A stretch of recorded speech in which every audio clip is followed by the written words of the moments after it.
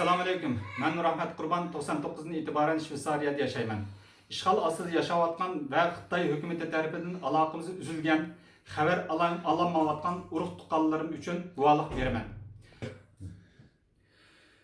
Urug' tuqqanlarim G'ulji viloyatininki Jiluz nahiyasi Uchun yezisida yaşaydi.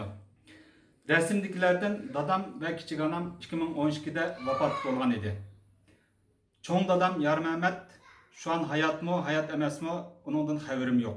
Kıyımdaşlarım Mirza Ahmet, Aliyem, Alimcan, Sabit, Raziye, Fatime, Sıddık, Hamid, Arafat qatarlıqlardan 3 yıldan beri hiç haber alanmavatımın. Anımız Ruqiyam'dan mı hiç qanday haber alanmavatımın.